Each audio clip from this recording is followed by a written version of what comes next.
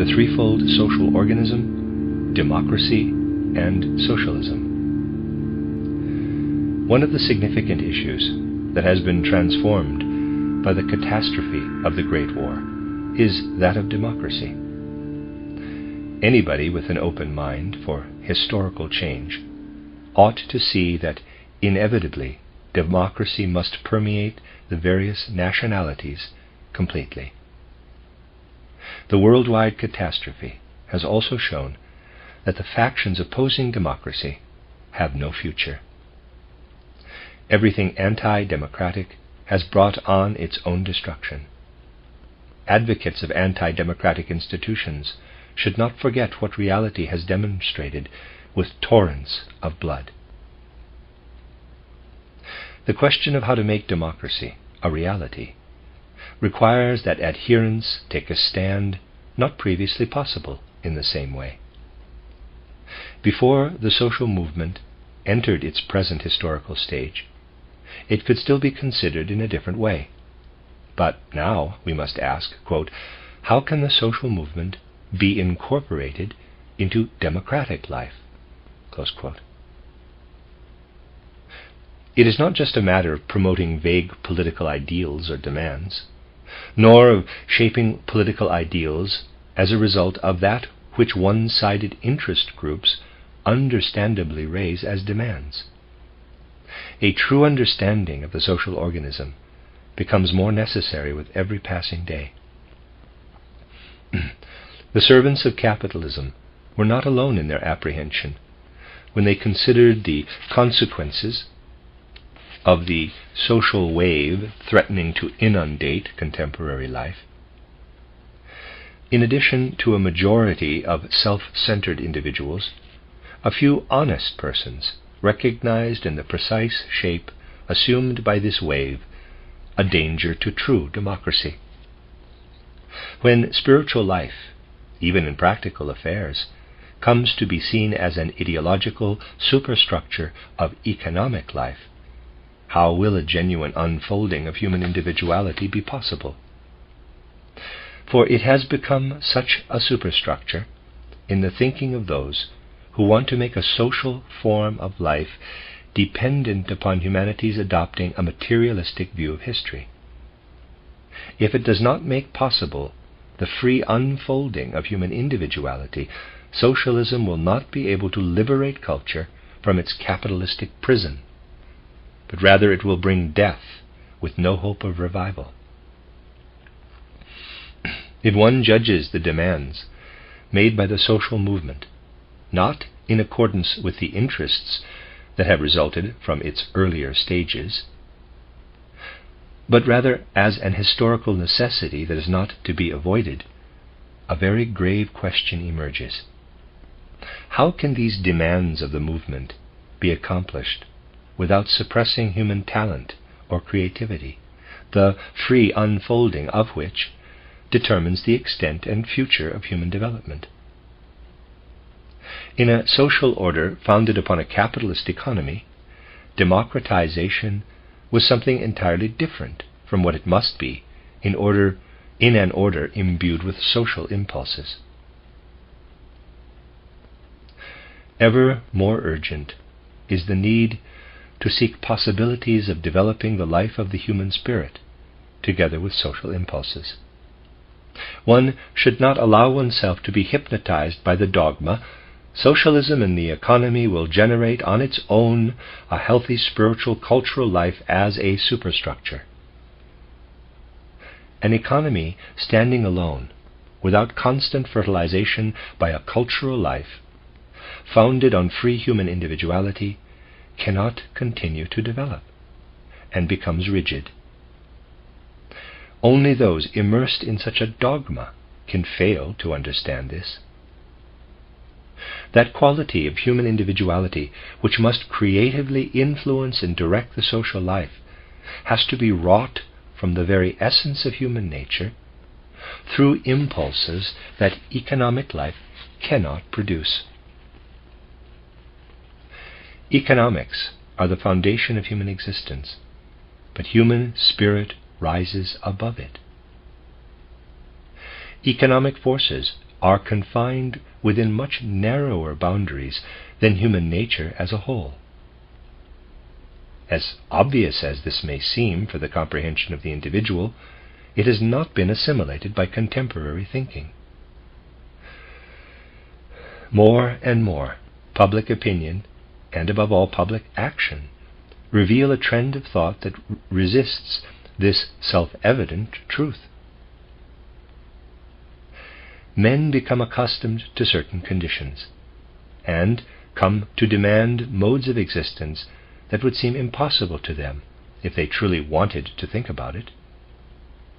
By deadening their sensibilities to this contradiction, they conceal it from themselves, and are thus able to live with it. A significant fact of life reveals itself in this contradiction.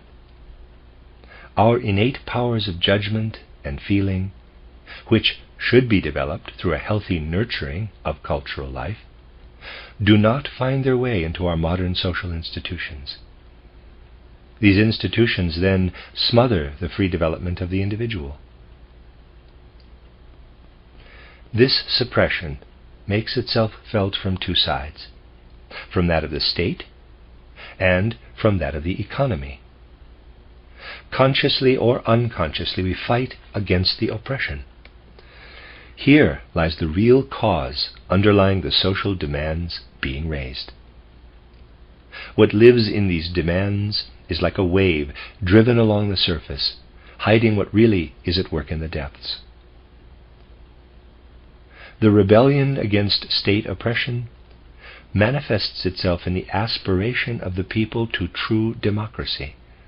Their revolt against an oppressive economy finds expression in their endeavor to structure economic life in a truly social way. For that which has developed over the last 3 to 4 centuries, humanity demands democracy. If democracy is to become a reality, then it must be built upon those forces in human nature that actually unfold themselves democratically. If nations would become democracies, then they must become institutions that permit human beings to bring into play that which governs relationships among all who have come of age. Every adult citizen must share equally in the regulatory process. Administration and representation must provide a climate in which a healthy consciousness of rights and responsibilities is allowed to unfold. Can such administration and representation also regulate the cultural life that must bring about the full development of individual human potential, if this development is not to wither and be thwarted to the detriment of social life? The premise for such a development is that it be tended in a milieu encouraging only such actions as have their source in the cultural life itself. Specific talent can be truly recognized and properly nurtured only by someone endowed with the same abilities. Emerging talent can be properly channeled only if a knowing guide acts from experience gained precisely in that realm of life into which he is to show the way. The proper nurture of a socially sound community requires individuals who, through their own experience, have acquired intimate knowledge of the various branches of life, and who have cultivated within themselves the ability to explain their experience to those who need to know. Think for a moment about the socially most significant branch of cultural life, schools on every level. Is it not true that development of individual human capacities and their preparation for life in a particular field can best be guided by that teacher who has personal experience in that field? Or can social renewal ever take place if the criterion for hiring such teachers is something other than their own individual capabilities? Democratic sentiments can relate only to that which each adult has in common with every other adult. It is impossible to find within democratic processes a regulatory function for matters that lie entirely within the domain of the individual. If true democracy is to become a reality, then one must exclude from its province everything that belongs in the domain of the individual. Within the province of democracy and the administrative establishments growing out of it, no impulse directing the free flow of individual human talent can arise. Democracy has to declare its impotence to provide such an impulse if it wants to be a true democracy. If a true democracy is to be formed out of the state that has existed heretofore, then one must remove from it and deliver to full regulation, self-regulation, all those matters for which only the individual development of each particular person can manifest the right impulses. Such matters cannot be regulated just because a person is of age and is a citizen. The social relationships that every adult is competent to judge are the legal relationships between one person and another. At the same time, they represent conditions of life that can maintain their social character only because, in democratic institutions, they manifest the collective will, a composite of equal individual human wills working together. By contrast, the collective will cannot express what is to arise from individual human abilities. Here institutions must function so as to allow the individual to achieve full expression. In a way, the human being might be compared to a natural landscape. One cannot cultivate and manage an expanse of land without considering its different aspects. The nature of each part must be studied so that one can learn what it might produce. Thus, in the realm of culture, individual initiative based on individual capabilities must become socially effective. Cultural life may not be determined through the will of all.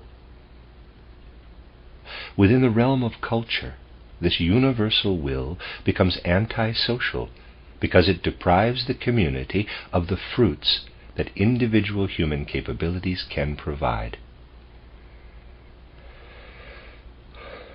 Thus, self-administration of the cultural life is the only way to promote individual abilities. Only through self-administration will conditions exist that give rise not to a universal will that suppresses the fruitfulness of the individual for social life, but rather a condition in which individual human accomplishments can be taken up into the life of the whole for its benefit. Certain criteria will be established from within such a self-governing spiritual cultural life, whereby the right people may be put into the right positions, and immediate vital trust can take the place of laws and regulations. Educators will not look to laws and regulations for their educational aims. Instead, they will become observers of life and seek to learn by listening to life what it is they have to inculcate. It will be possible within the cultural sphere to avail oneself of persons who through years of experience in practical life are well versed in the ways of law and economics. In the cultural sphere, they will in turn encounter people with whom they can, through lively intercourse, exchange and reshape their practical experience and bring it to educational fruition. On the other hand, administrators in the cultural sphere may occasionally feel the need to enter the arena of practical life in order to utilize and revitalize their own knowledge. If the structuring of the social organism is done in such a way that a self-governing cultural life can unfold within it, this will not destroy the vital unity of the organism. On the contrary, it will support and enhance it. Only the administration is articulated. In the life of the people, unity will be allowed to develop. One will no longer need to isolate oneself from life by encapsulating oneself within a rigid condition. A lively exchange can take place between the cultural organism and other branches of society. When tradition and public opinion is reshaped in the cultural life, the potential for vitality is far greater than in an inflexible system. The structuring of the social organism should in the future be based on real social facts, and these concrete forces should develop through self-regulation into something that is a source of a power that can leave us free. There should be no doubt that the economic and legal spheres can develop only when people are allowed to think and feel socially. Unbiased experience of present conditions should convince one that cultural life fused with the legal system cannot accomplish this. Anyone who has sound judgment and comprehends life in its fullness has difficulty being understood at present. He finds himself dealing with people whose souls do not resound with life experience in thinking and feeling. People whose educations in state-run schools have given them an abstract disposition, divorced from life. Those who believe they are the most practical show the least practicality. They have achieved a certain routine in the narrow channel in which they function. They call this their practical sense, and regard with arrogance anyone who has not tied himself to their routine, calling him impractical. But all the rest of their thinking, feeling, and willing is permeated with and ruled by abstractions inimical to life. Such personalities are made to flourish by state-governed education, which remains impervious to life experience. All that can enter into this kind of education, allowed to act exclusively, is the abstract thinking and feeling that is accessible to every adult apart from any special experience. This is the reason why in so many quarters social needs meet with so little understanding. Even the origins of social sensibilities show themselves to be inadequate to the demands of the social organism. One thinks many people are calling for a restructuring of society. Let one come to meet them and create laws and ordinances. But the restructuring of society cannot be accomplished that way. Today's needs are such that their fulfillment cannot be found in a temporary transfer of power. The quote-unquote social question has reached the surface of humanity's historical evolution and will remain there now forever. It will demand new ways of thinking and feeling that presuppose a living intercourse between the cultural sphere and life as a whole. To socialize only to be done with it once and for all will not be possible. The effort has to be renewed constantly, or rather, social life will have to be subject to a constant process of socialization. The unsocial, often even antisocial, feelings of those who claim to be today's socialist thinkers stem from the cultural life of an earlier era, especially as it is manifested in the educational system. This spiritual cultural sphere, alienated from life itself, has called forth a twisted notion of spiritual life. Broad segments of the populace believe that the genuine human impulses reside within economic forms. According to them, cultural life is nothing but a quote-unquote superstructure, with its foundations in the economy, an ideology arising from a particular mode of economic activity. This view has been adopted, consciously or unconsciously, by almost the entire working class, the bearers of the social demands of the age. This working class, developed during an age in which spiritual culture has foregone the attempt to find a direction and a goal of itself, an age in which the outward social form this spiritual culture has adopted is the result of political and economic life. Only self-administration can rescue the spiritual cultural life from its present condition.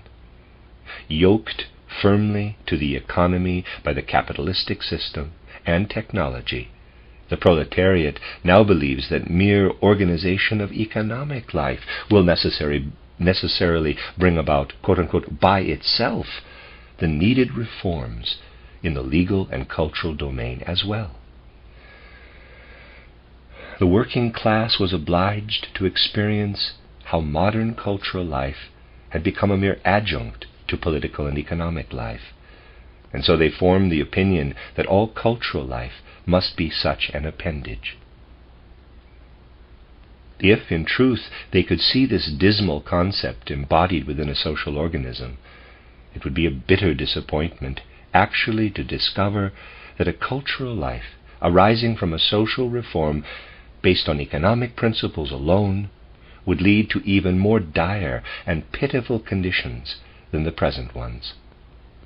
The proletariat will have to struggle through to the insight that the present situation cannot be improved through a mere reorganization of the economy, but only through separation of the cultural and legal spheres from the economic, thus creating a healthy threefold social organism.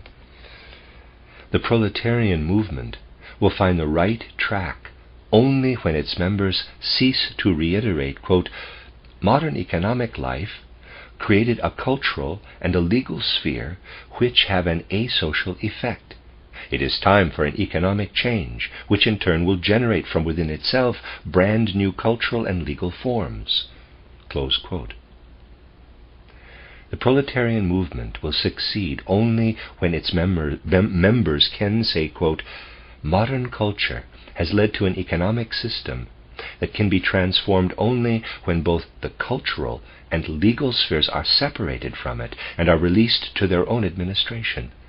Close quote. For this modern cultural life has led to a situation in which everything non-economic is dependent on the economy. The healing processes can start only with the elimination of this dependency, and not with an even greater subjection. The fact that today's working class has been harnessed into the economic system has led to the notion that only economic reconstruction can cure the ailment. The day that sets the working class free from this superstition, the day that allows people to become aware of their own instincts and to recognize that cultural and legal life cannot function as an ideology born from the economic environment, the day the proletariat perceives that the calamity of the modern age lies precisely in the fact that such an ideology has emerged, that will be the day that brings the dawn awaited by many. An economy in which the state does not participate will be able to proceed from independent economic experience on the one hand, and the support of particular individuals and economic groups on the other.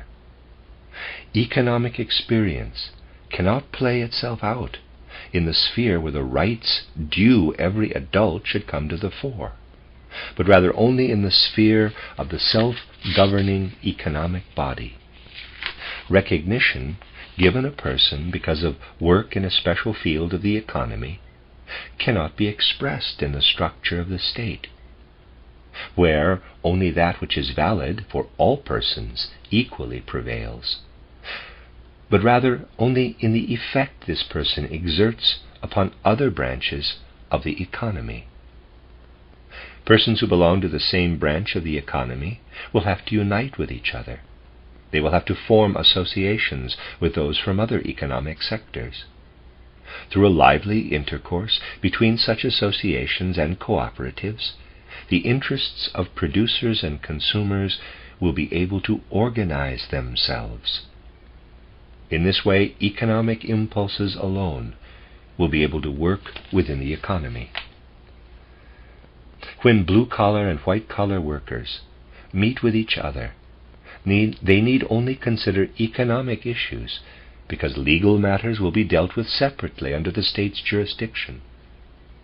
The blue-collar worker can associate freely with the manager of the business, because only the division on economic principles of that which they have earned together will be allowed. There will be no economic compulsion resulting from the greater economic resources of the manager.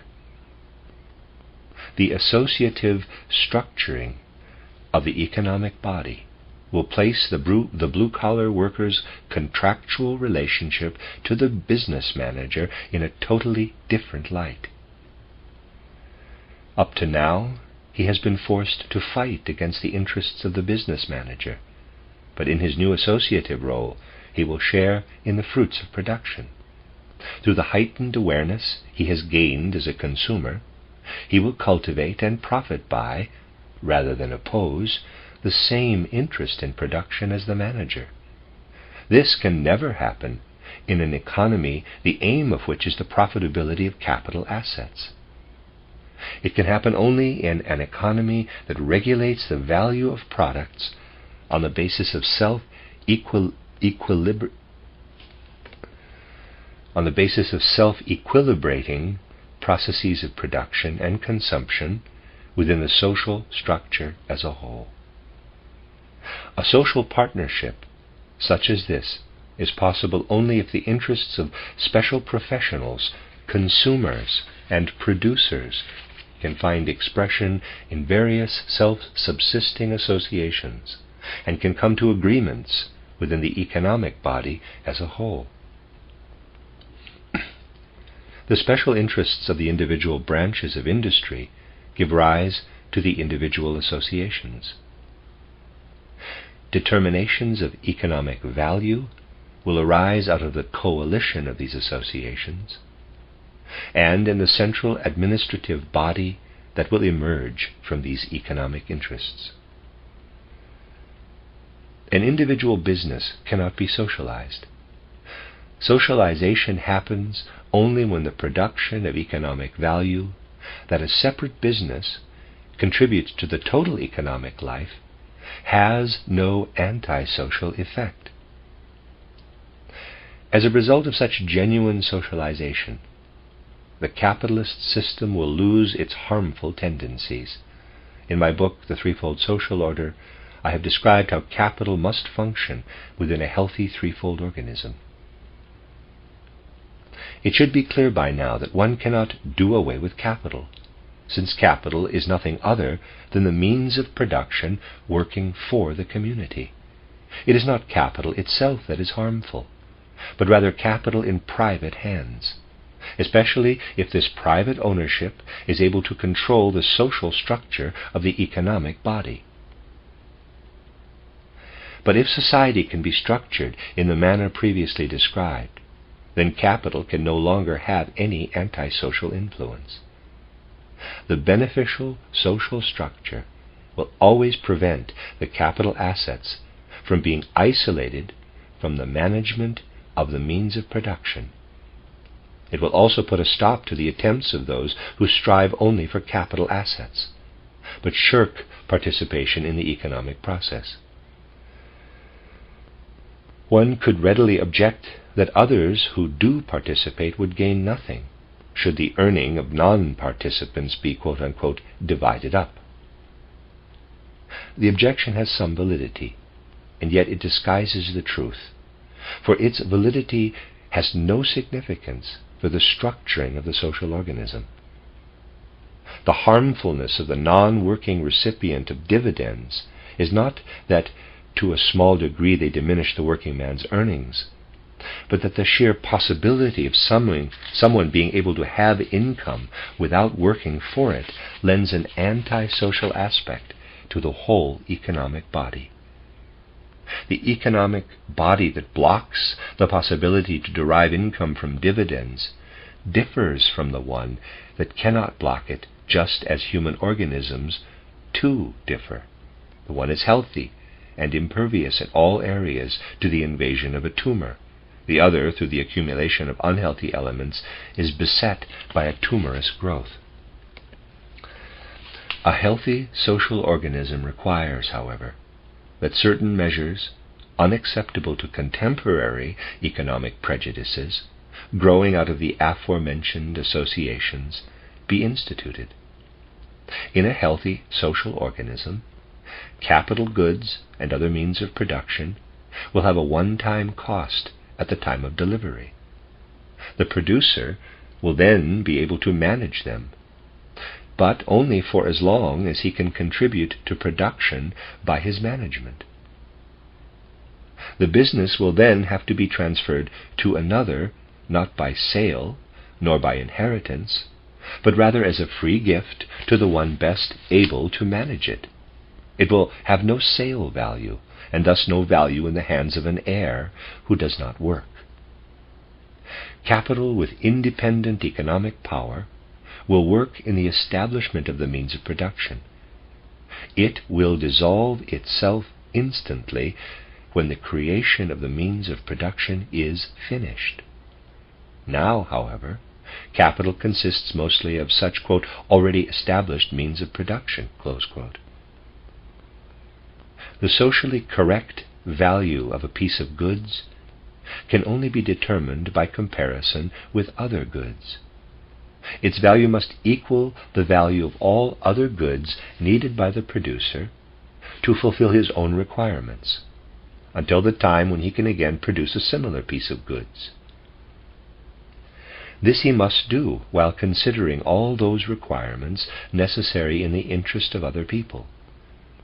Herein must be included, for instance, the needs of his children, and what he must contribute for the support of persons incapable of working, etc. The institutions and provisions of a healthy economy must act in an intermediary capacity to guarantee the value of such goods. These institutions can only be created through a network of corporations that regulate production by considering consumption. The justification for these requirements is not the issue. The issue is the mediation between consumption and production based on economic experience and real economic relationships. If felt needs arise that cannot be borne by the economy as a whole, these needs will find no counter or reciprocal value in the goods produced by the person who feels those needs. An economy can be regulated in this way only when its development is based on mutually supporting measures taken by individual corporations. These measures must stem from expertise and concrete facts. Any incursion of democratic principles would necessarily have a detrimental effect upon the development of expert knowledge. Similarly, economic interests would have a detrimental effect upon everything that should emerge under the influence of democracy. The health of the social organism depends upon its articulation into three independent spheres: a spiritual-cultural sphere, a legal or rights sphere, and an economic sphere.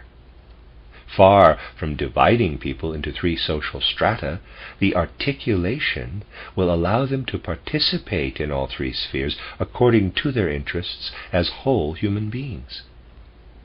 The separation will be such that in the cultural or legal spheres, for instance, no decision can be made concerning problems arising within the economy.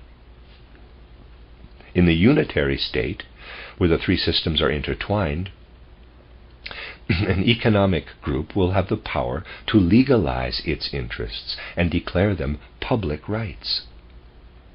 In the threefold organism, this can never happen, because economic interests can play themselves out only within the economic cycle, and there will be no possibility of overflow into the legal sphere. The greatest possible guarantee that one sphere of the threefold organism cannot be violated by another lies in their union, effected by the total corporate body consisting of the delegates of the three central administrations and agencies. For these central administrative committees will have to deal with actual developments within their own spheres. They will not arrive at a situation where, for instance, the rights sphere or the cultural sphere would be impinged upon by the economic, because this would place them in opposition to the developments taking place in their several spheres. Should, however, the influence of one department over another become necessary, the factual basis for such influence can lie only in the sphere of corporate interest and not in the individual group's interest. No one should cherish the illusion that any social institution could ever create an ideal situation. What can be attained, however, is a viable, healthy social organism. Anything beyond that must be found through something other than social development. It is not the task of this articulation to guarantee happiness, but rather to find the living conditions needed by a healthy social organism. Within it, however, men must be able to seek what they need to lead a dignified human existence. Nor does the healthy physical organism create from within itself that culture which the soul alone can unfold from its own depths. But a diseased organism prevents the soul from doing so. Thus, a healthy social organism can only provide the prerequisites necessary for all that human beings must nurture and develop through their own capabilities and needs. Anyone who describes as utopian or as mere ideology what reveals itself to be a guideline for social development and wants to leave everything to evolution resembles a person who becomes indisposed because he sits in an unventilated room and refuses to open a window while waiting for the stale air to renew itself. The merger of cultural life and economics with the state would rob democracy of its real foundations. Anyone desiring genuine democracy will insist on granting the cultural and the economic spheres self-determination.